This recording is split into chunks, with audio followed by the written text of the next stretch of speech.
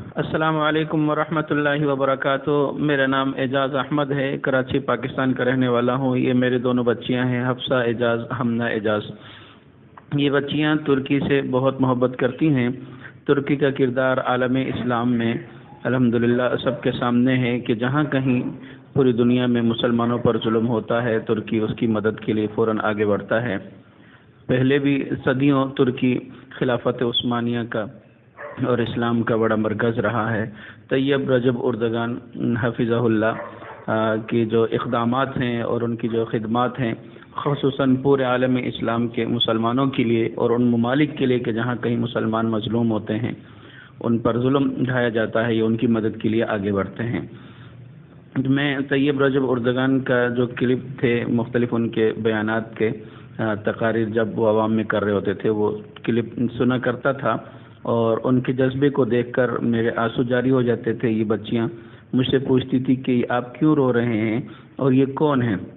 تو میں ترکی کا تعارف کراتا، طیب رجب اردگان کے بارے میں بتاتا۔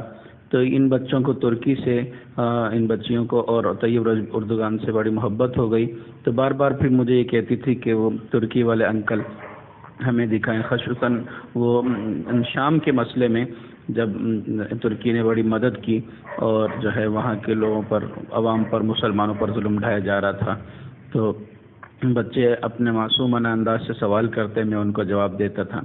موجودہ جو ترکی کے اوپر امریکہ نے ان پر ٹیکس وغیرہ لگا کر ان کے لیرہ کو، کرنسی کو گرانے کی کوشش کی، تو اس پر عالم اسلام کی طرف سے ترکی کے ساتھ جو والہانہ محبت اور عقیدت کا اظہار کیا گیا، اس میں بھی جب بچیوں کو میں نے یہ بتایا تو انہوں نے بھی کہا کہ ہماری جتنی خرچی جمع ہوئی ہے ہم ان کو لیرے میں تبدیل کرائیں گے۔